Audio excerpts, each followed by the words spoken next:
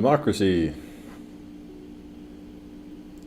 Of all the traditional names for forms of government, democracy has the liveliest currency today. Yet, like all the others, it has a long history in the literature of political thought and a career of shifting meanings. How radically the various conceptions of democracy differ may be judged from the fact that, in one of its meanings, democracy flourished in the Greek city-states as early as the 5th century BC, while in another, democracy only began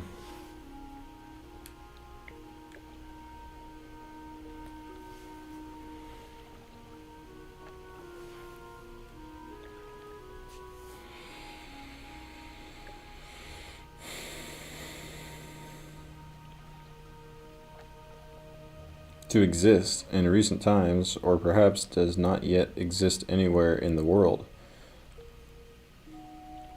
In our minds, democracy is inseparably connected with constitutional government.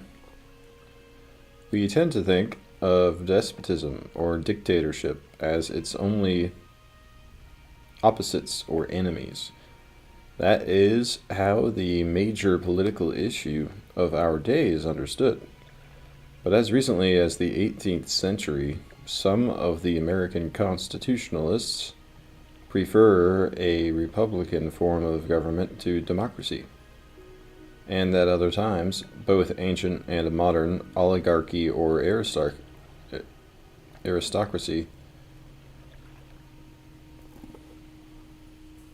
rather than monarchy or despotism, is the major alternative. Democracy has even stood for the lawless rule of the mob, either itself a kind of tyranny or the immediate precursor of tyranny.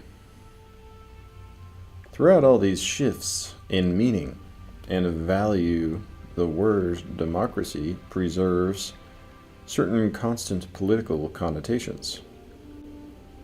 Democracy exists, according to Montesquieu, when the body of the people is possessed of the power of the supreme power. As the root meaning of the word indicates, democracy is the rule of the people. While there may be, and in fact often has been, a difference of opinion with respect to the meaning of the people, the notion has been traditionally associated with the doctrine of popular sovereignty, which makes the political community, as such, the origin and basis of political authority.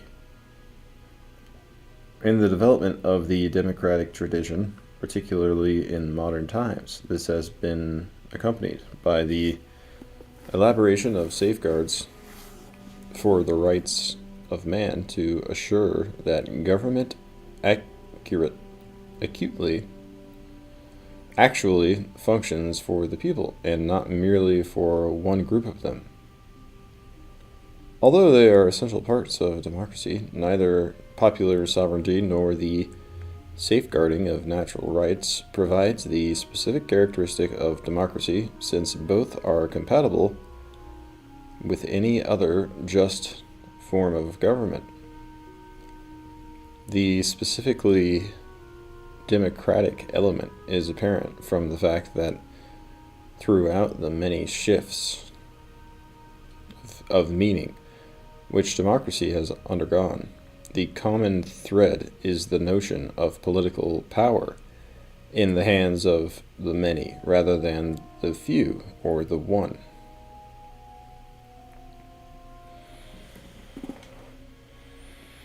Thus, at the very beginning of democratic government, we find Pericles calling Athens a democracy because its administration favors the many instead of the few. Close to our own day, Mill likewise holds that democracy is the government of the whole people, by the whole people, in which the majority will outvote and prevail.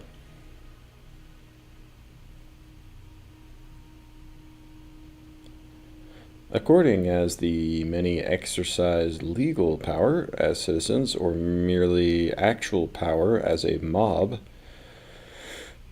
democracy is aligned with or against constitutional government.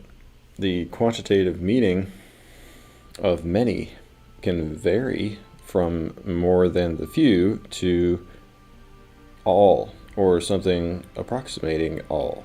And with this variance, the same constitution may be at one time regarded as oligarchical or aristocratic, and in another as democratic.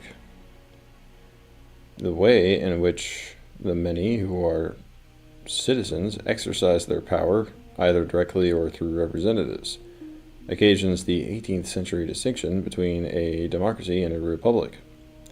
Though this verbal ambiguity can be easily avoided by using the phrases direct democracy and representative democracy, as was sometimes done by the writers of the Federalists and their American contemporaries.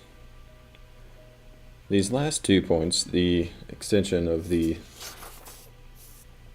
franchise and a system of representation, mark the chief differences between ancient and contemporary institutions of democracy. Today, constitutional democracy tends to be representative, and the grant of citizenship under a democratic constitution tends toward universal suffrage. That is why we no longer contrast democracy and republic. That is why even the most democratic Greek constitutions may seem undemocratic, oligarchical, or aristocratic to us.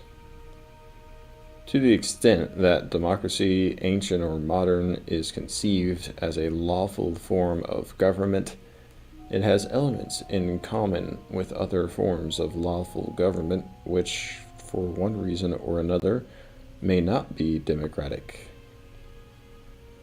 The significance of these common elements, the principle of constitutionality, and the status of citizenship will be assumed here.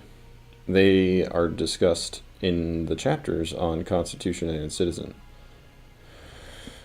The general theory of the forms of government is treated in the chapter on government, and the 2 forms most closely related to democracy in the chapters on aristocracy and oligarchy.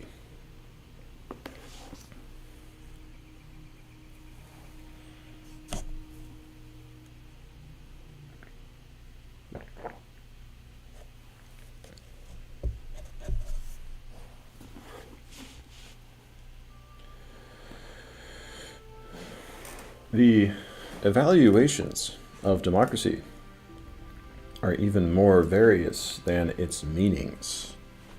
It has been denounced as an extreme perversion of government.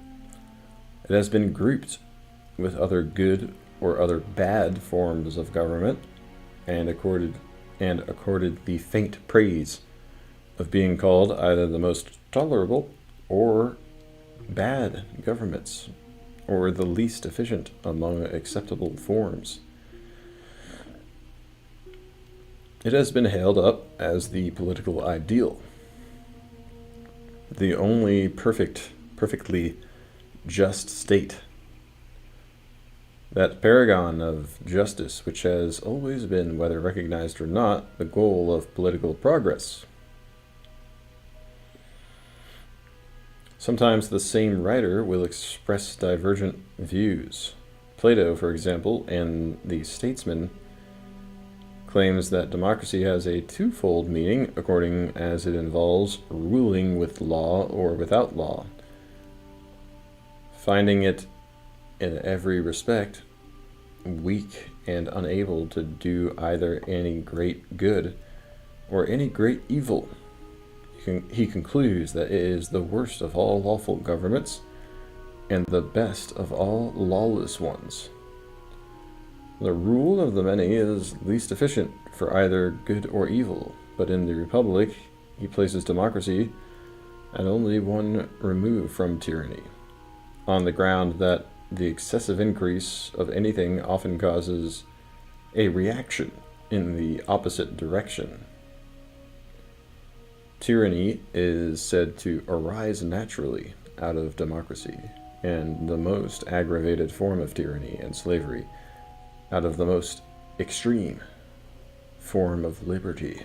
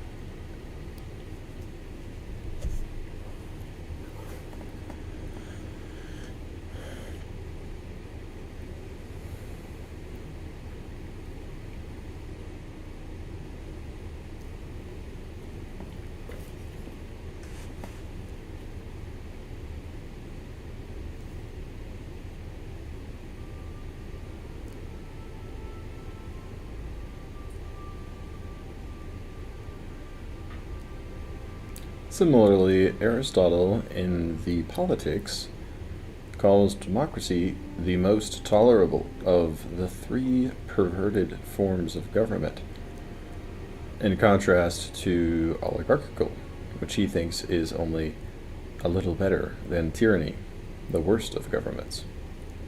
Yet he also notes that among existing governments, there are generally thought to be two principal forms, democracy and oligarchy, and the rest are only variations of these.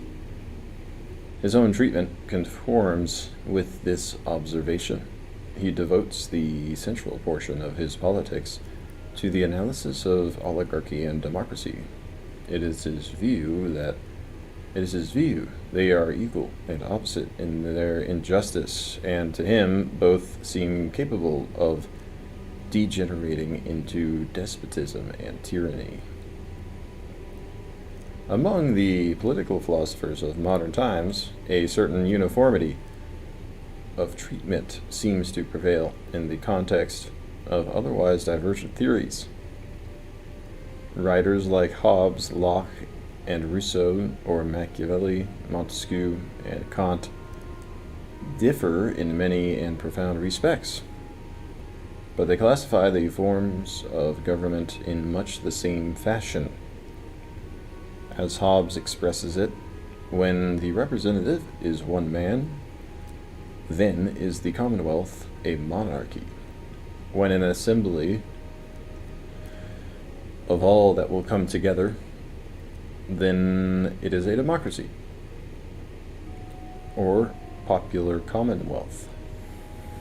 When an assembly of a part only, then it is called an aristocracy.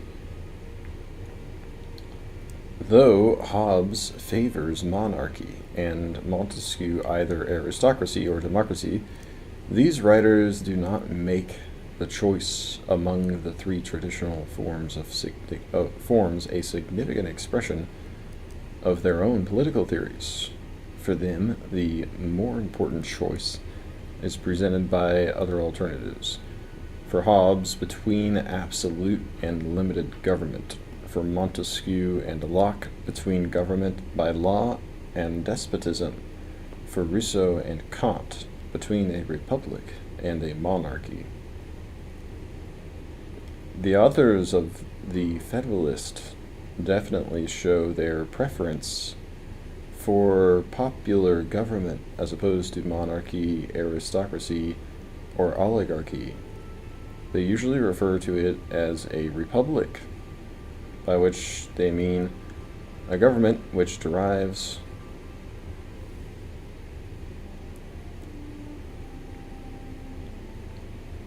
all its power directly or indirectly from the great body of the people, and is administered by persons holding their offices during pleasure for a limited period, or during good behavior. Alexander Hamilton and others involved in the American constitutional debates, as for example James Wilson, occasionally called this system a representative democracy, but in the Federalist, a republic is sharply differentiated from a democracy. The great points of difference, however, turn out to be only the delegation of the government in a republic to a small number of citizens elected by the rest, and the greater number of citizens and greater sphere of the country to which a republic may extend. The difference, as already noted, is best expressed in the words representative and direct democracy. In Mill's representative government, we find democracy identified with the ideal state. The ideally best form of government, he writes, is that in which the sovereignty or supreme controlling power, in the last resort, is vested in the entire aggregate of the community, every citizen not only having a voice in the exercise of the ultimate sovereignty, but being at least occasionally called on to take an actual part in the government by the personal discharge of some public function, local or general. Though Mill recognizes the infirmities of democracy, and though he readily concedes that it may not be the best government for all peoples under all circumstances, his argument for its superiority to all other forms of government remains substantially unqualified. In Mill's construction of the democratic ideal,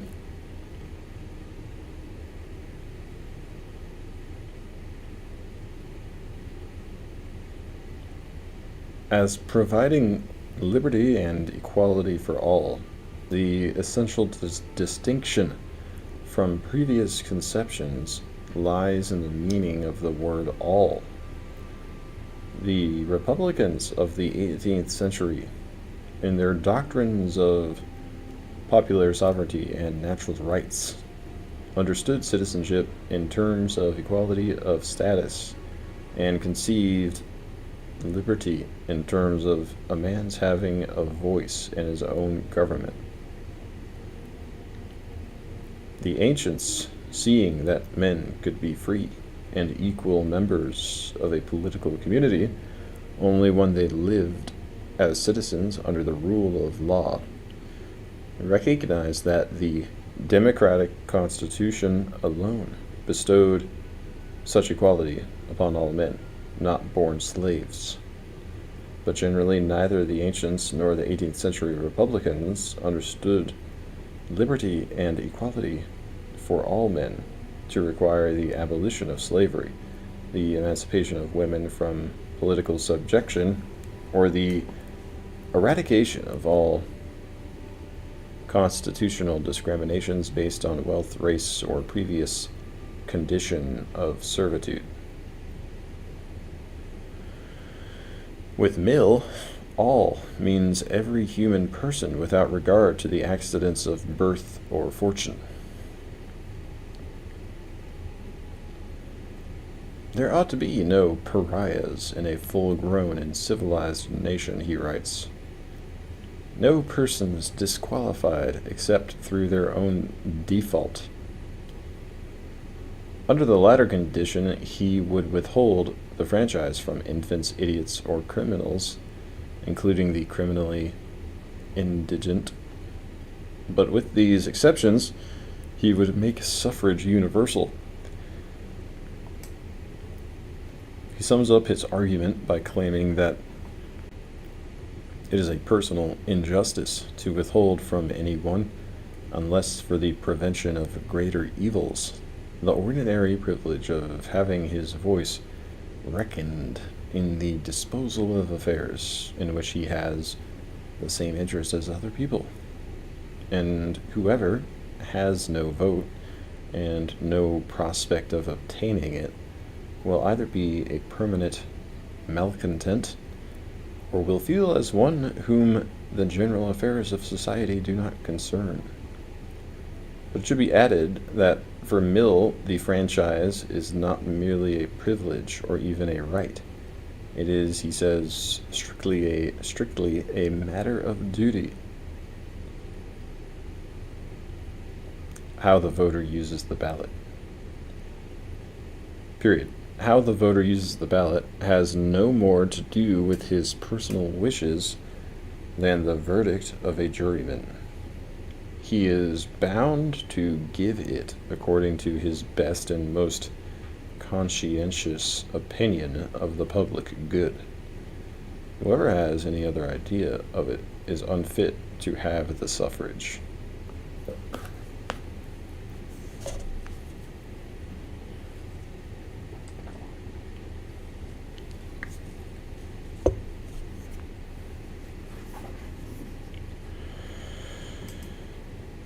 The notion of universal suffrage raises at once the question of the economic conditions prerequisite to the perfection of political democracy. Can men exercise the political freedom of citizenship without freedom from economic dependence or the will of other men? It was commonly thought by 18th century Republicans that they could not, period. The power over a man's subsistence, Hamilton declares, amounts to a power over his will. On that basis, it was urged by many during the Philadelphia Convention that a property qualification was necessary for suffrage.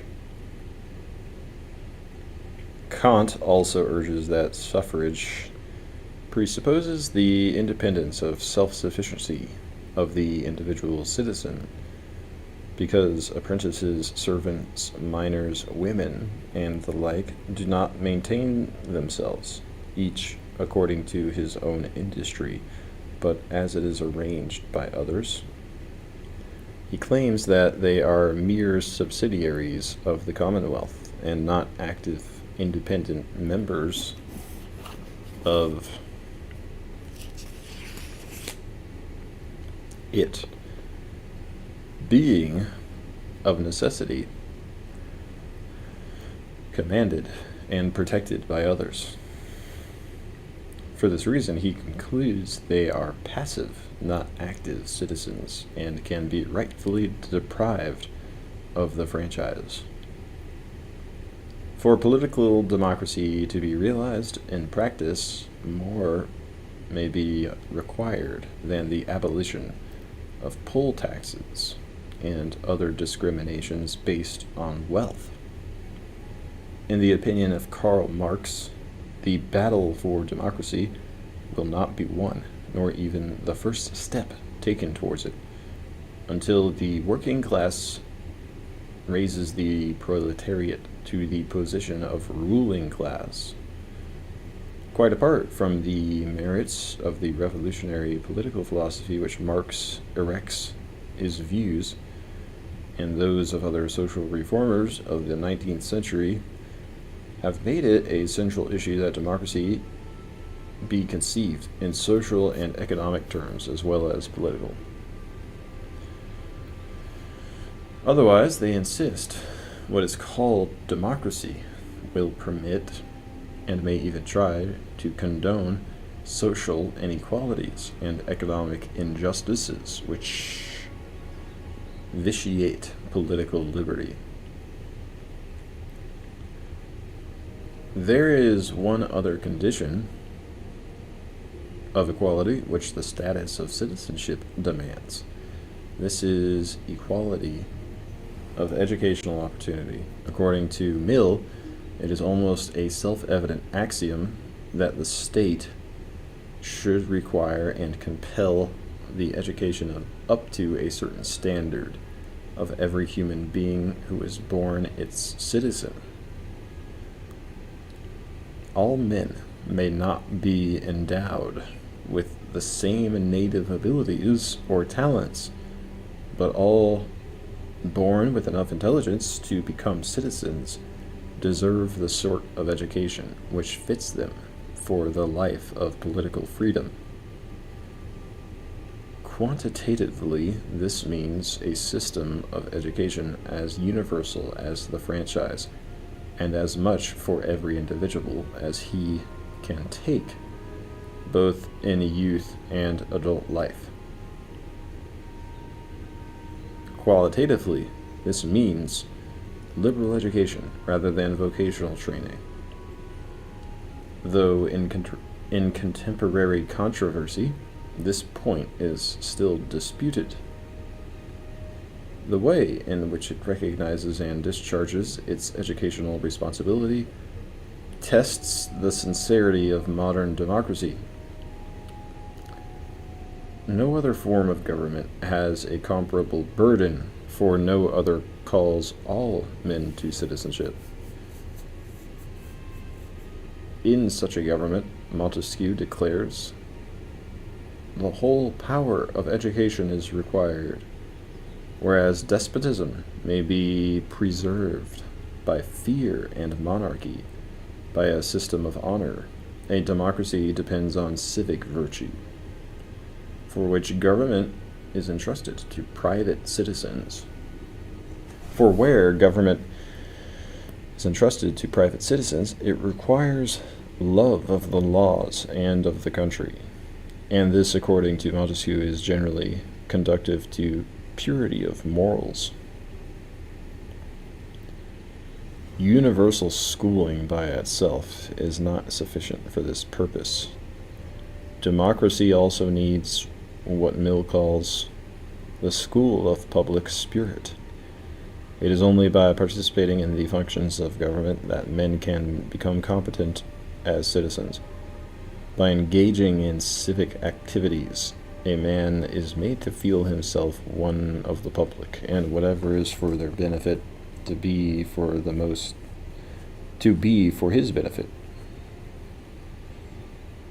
The moral part of the instruction afforded by the participation of the private citizen, if even rarely in public functions, results, according to Mill, in a man's being able to weigh interests not his own, to be guided in case of conflicting claims by another rule than his private partialities, to apply at every turn principles and maxims which have for their reason of existence the common good. If national affairs cannot afford an opportunity for every citizen to take an active part in government, then that must be achieved through local government, and it is for this reason that Mill advocates the revitalization of the latter. There are other problems peculiar to modern democracy. Because of the size of the territory and population of the national state, democratic government has necessarily become representative. Representation, according to the Federalist, becomes almost indispensable when the people is too large and too dispersed for assembly or for continuous as well as direct participation in national affairs.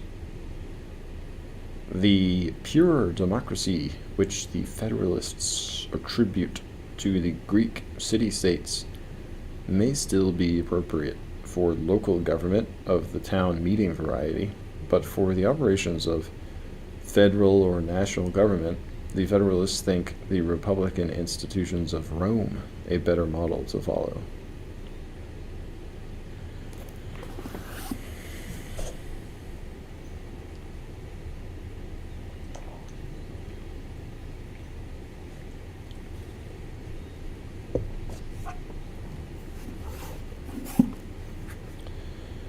The Federalists have another reason for espousing representative government. The mortal disease of popular government, in their view, is the violence of faction which decides measures, not according to the rules of justice and the rights of the minor party, but by the superior force of an interested and overbearing majority. Believing the spirit of faction to be rooted in the nature of man in society, the American statesmen seek to cure its evil, not by removing its causes, but by controlling its effects. The principle of representation, Madison claims, promises the cure. Representation, by delegating government to a small number of citizens elected by the rest, is said to refine and enlarge the public views by passing them through the medium of a chosen body of citizens whose wisdom may best discern the true interest of their country. From this, it appears that representation provides a way of combining popular government with the aristocratic principle of government by the best men. The assumption that representation would normally secure the advantages of aristocratic government is not unmixed with oligarchical prejudices. If, as the Federalists frankly suppose, the best men are also likely to be men of breeding and property, representative government would safeguard the interests of gentry, as well as the safety of the republic, against the demos. In Hamilton's words, the great beast. Their concern with the evil of factions seems to be colored by the fear of the dominant faction in any democracy, the always more numerous poor. The leavening of popular government by representative institutions in the formation of modern democracies raises the whole problem of the nature and function of representatives. To what extent does representation merely provide an instrument which the people employs to express its will in the process of self-government? To what extent is it a device whereby the great mass of the people select their betters to decide for them what is beyond their competence to decide for themselves?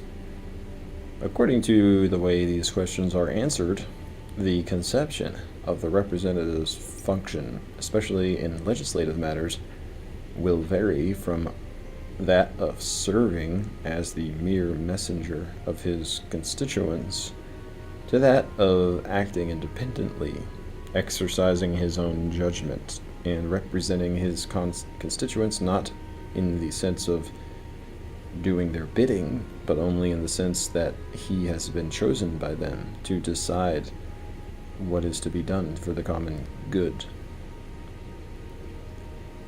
At one extreme, the representative seems to be reduced to the ignominious role of a mouthpiece, a convenience required by the exigencies of time and space, far from being a leader or one of the best men. He need not even be a better man than his constituents. At the other extreme, it is not clear why the completely independent representative need even be popularly elected. In Edmund Burke's theory of virtual representation, occasioned by his argument against the extension of the franchise, even those who do not vote are adequately represented by men who have the welfare of the state at heart. they no less than voting constituents can expect the representative to consider what is for their interest, to oppose their wishes if he thinks their local or special interest is inimical to the general welfare. Between these two extremes, Mill tries to find a middle course in order to achieve the two great requisites of government: responsibility to those for whose benefit political power ought to be, and always professes to be, employed, and jointly therewith to obtain, in the greatest measure possible, for the function of government, the benefits of superior intellect, trained by long meditation and practical discipline to that special task. Accordingly, Mill would preserve some measure of independent judgment for the representative and make him both responsive and responsible to his constituents, yet without directing or restraining him by the checks of initiative, referendum, and recall. Mill's discussion of representation leaves few crucial questions unasked, though it may not provide clearly satisfactory answers to all of them. It goes beyond the nature and function of the representative to the problem of securing representation for minorities by the now familiar method of proportional voting.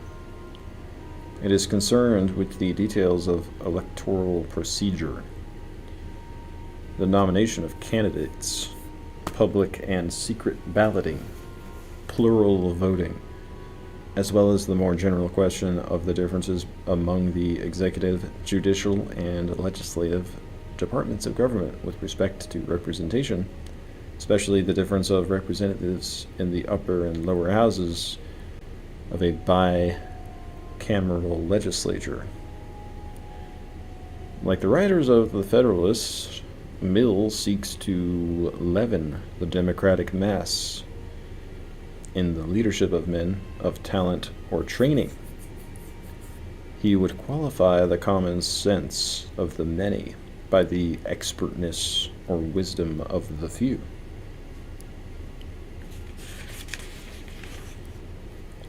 The ancient issue between the democratic and the oligarchical constitution turns primarily on a question of justice, not on the relative competence of the many and the few to rule. Either form of government may take on a more or less aristocratic cast, according as men of eminent virtue or ability assume public office, but in neither case does the Constitution itself guarantee their choice, except possibly on the oligarchical assumption that the possession of wealth signifies superior intelligence and virtue.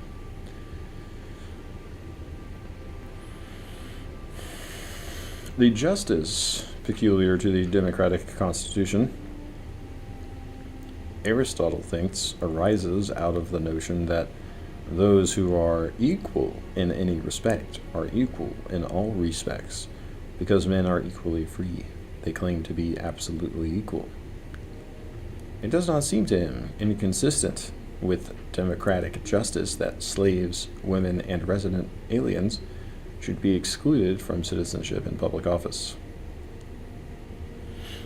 In the extreme form of Greek democracy, the qualifications for public office are no different from the qualifications for citizenship, since they are equally eligible for almost every governmental post.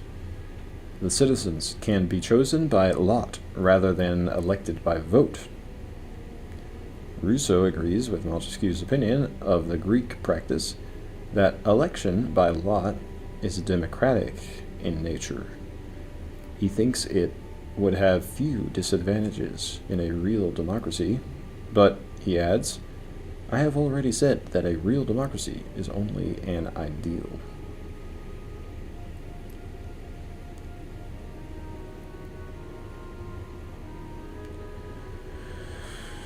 The justice peculiar to the oligarchical constitution is, according to Aristotle, based on the notion that those who are unequal in one respect are unequal, are in all respects unequal. Being unequal, that is, in property, they suppose themselves to be unequal absolutely. The oligarchical constitution consequently does not grant citizenship or open public office to all the freeborn, but in varying degrees sets a substantial property qualification for both.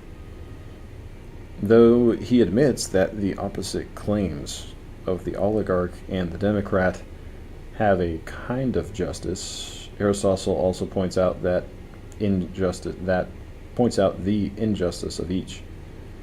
The democratic constitution, he thinks, does injustice to the rich by treating them as equal with the poor simply because both are free-born, while the oligarchical constitution does injustice to the poor by failing to treat all free men, regardless of wealth, as equals. Tried by an absolute standard, Aristotle goes on to say, they are faulty, and therefore both parties, whenever their share in the government does not accord with their preconceived ideas, stir up a revolution.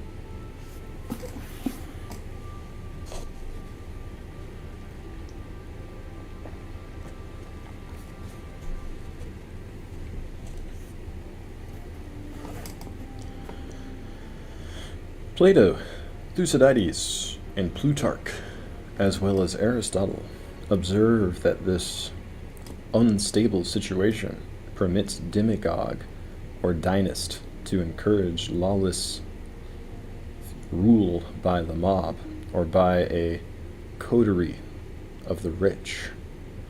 Either paves the way to tyranny. To stabilize the state and to remove injustice, Aristotle proposes a mixed constitution which, by a number of different methods, attempts to unite the freedom of the poor and the wealth of the rich. In this way, he hopes to satisfy the two requirements of good government. One is the actual obedience of citizens to the laws. The other is the goodness of the laws which they obey. By participating in the making of the laws, all free men, the poor included, would be more inclined to obey them. But since the rich are also given a special function, there is, according to Aristotle, the possibility of also getting good laws passed, since birth and education are commonly the accompaniments of wealth. To Aristotle, the mixed constitution is perfectly just, and with an aristocratic aspect added to the blend, it approaches the ideal polity. Relative to certain circumstances, it has a greater right than any other form of government, except the true and ideal, to the name of the government of the best. Yet the true and the ideal, or what he sometimes calls the divine form of government, seems to be monarchy for Aristotle, or rule by the one superior man. And in his own sketch of the best constitution, at the end of the politics, the best practicable, if not ideal, Aristotle clearly opposes admitting all the laboring classes to citizenship. As indicated in the chapter on constitution, Aristotle's mixed constitution should be distinguished from the medieval mixed regime, which was a combination of constitutional and non-constitutional or absolute government, rather than a mixture of different constitutional principles. The mixed regime, or royal and political government, seems to have come into being not as an attempt to reconcile conflicting principles of justice, but as the inevitable product of a decaying federalism and a rising nationalism. Yet Aquinas claims that a mixed regime was established by divine law for the people of Israel, for it was partly kingdom, since there is one at the head of all, partly aristocracy, insofar as a number of persons are set in authority, partly democracy, i.e., government by the people, insofar as the rulers can be chosen from the people, and the people have the right to choose their rulers. In such a system, the monarchical principle is blended with aristocratic and democratic elements to whatever extent the nobles and the commons play a part in the government. But neither group functions politically as citizens do under purely constitutional government. The question of constitutional justice can, however, be carried over from ancient to modern times. Modern democracy answers it differently, granting equality to all men on the basis of their being born human. It recognizes in wealth or breeding no basis for special political preferment or privilege. By these standards, the mixed constitution and even the most extreme form of Greek democracy must be regarded as oligarchical in character by a writer like Mill. Yet Mill, no less than Aristotle, would agree with Montesquieu's theory that the righteousness of any form of government must be considered with reference to the humor and disposition of the people, in whose favor it is established. The Constitution and laws, Montesquieu writes, should be adapted in such a manner to the people for whom they are framed that it would be a great chance if those of one nation suit another.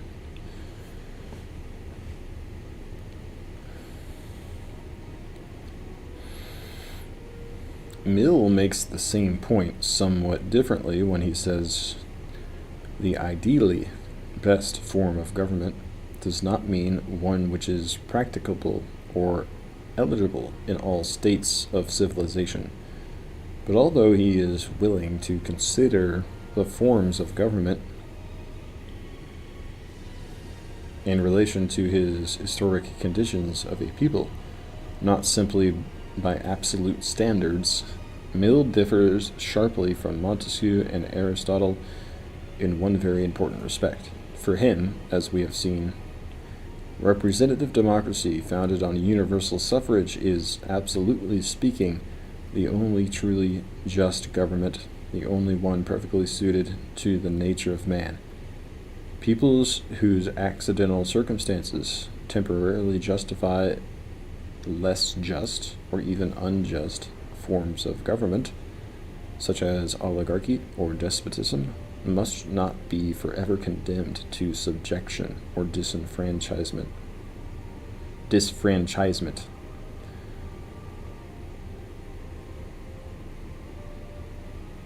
but should rather be raised by education, experience, and economic reforms to a condition in which the ideal polity becomes appropriate for them.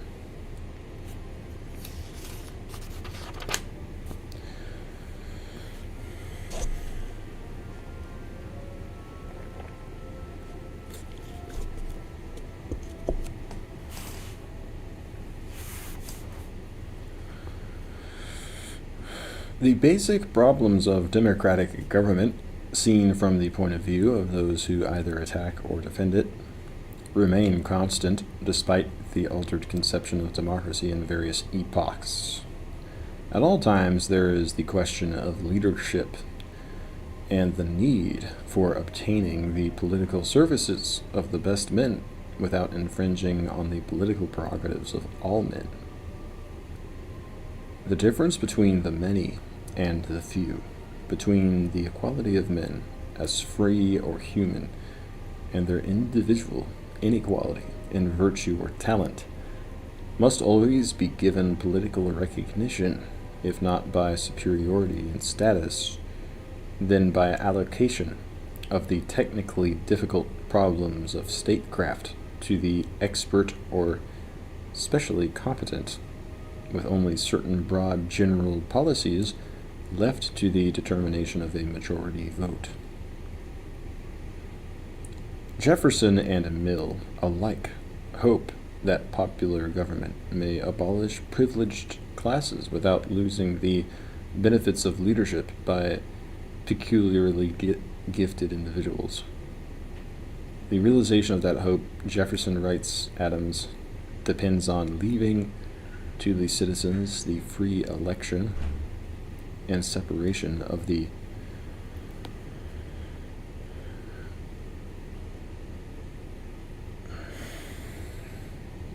aristoi from the pseudo-aristoi, of the wheat from the chaff. At all times there is the danger of tyranny by the majority, and under the threat of revolution, the rise of demagogue who uses mob rule to establish a dictatorship. Hobbes phrases this peculiar susceptibility of democracy to the mischief of demagogues by saying of popular assemblies that they are as subject to evil counsel and to be seduced by orators as a monarch by flatterers, with the result that democracy tends to degenerate into government and by the most powerful orator. The democratic state has seldom been tempted to undertake the burdens of empire without suffering from a disordinance between its domestic and its foreign policy. Again and again, Thucydides describes the efforts of the Athenians to reconcile their imperialism abroad with democracy at home. In his oration at the end of the first year of the Peloponnesian War, Pericles praises the democracy of Athens and at the same time celebrates the might of her empire. It is only the Athenians, he says, who, fearless of consequences, confer their benefits not from calculations of expediency, but in the confidence of liberality. But 4 years later, after the revolt of Mytilene, Cleon speaks in a different vein. Thucydides describes him as being, at that time, by far the most powerful with the commons. He tells his fellow citizens of democratic Athens that he has often before now been convinced that a democracy is incapable of empire, but never more so than by your present change of mind in the matter of Mytilene.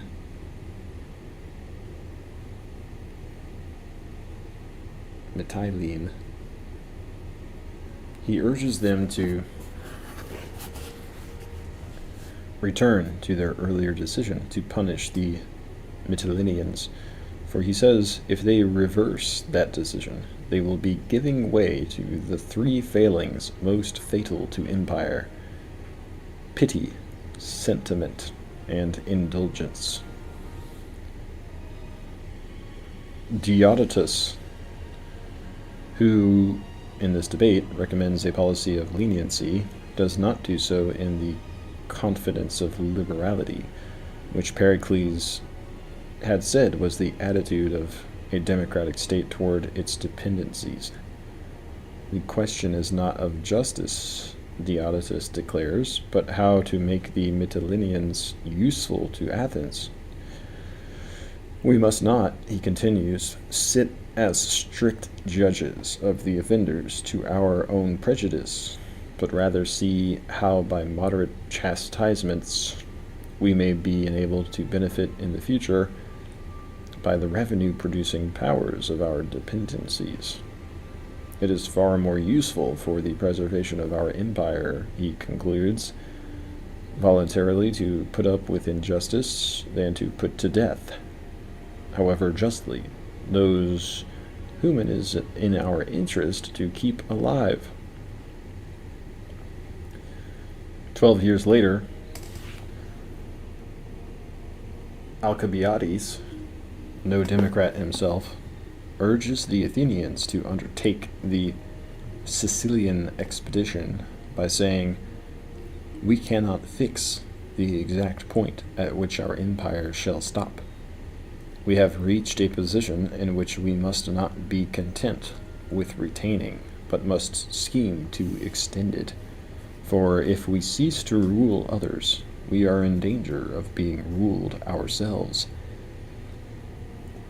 In the diplomatic skirmishes which precede the invasion of Sicily, Hermocrates of Syracuse tries to unite the Sicilian cities so that they may escape disgraceful submission to an Athenian master. The Athenian ambassador, Euphemus,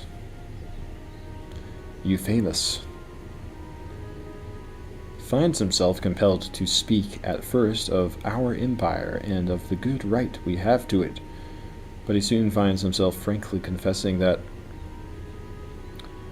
for tyrants and imperial cities nothing is unreasonable if expedient. The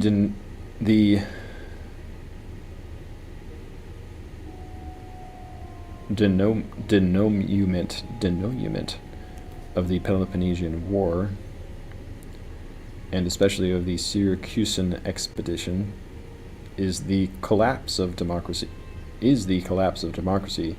not through the loss of empire, but as a result of the moral sacrifices involved in trying to maintain or increase it. Tacitus, commenting on the decay of republican institutions with the extension of Rome's conquests, underlines the same theme. It is still the same theme when the problems of British imperialism appear in Mill's discussion of how a democracy should govern its colonies or dependencies. The incompatibility of empire with democracy is one side of the picture of the democratic state in external affairs. The other side is the tension between democratic institutions and military power or policy, in the form of standing armies and warlike maneuvers. The inefficiency traditionally attributed to democracy under peaceful conditions does not, from all the evidences of history, seem to render democracy weak or pusillanimous in the face of aggression. Pusillanimous. The deeper peril for democracy seems to lie in the effect of war upon its institutions and on the morality of its people. As Hamilton writes in The Federalist, the violent destruction of life and property incident to war, the continual effort and alarm attendant on a state of continual danger, will compel nations the most attached to liberty to resort for repose and security to institutions which have a tendency to destroy their civil and political rights. To be more safe, they at length become willing to run the risk of being less free.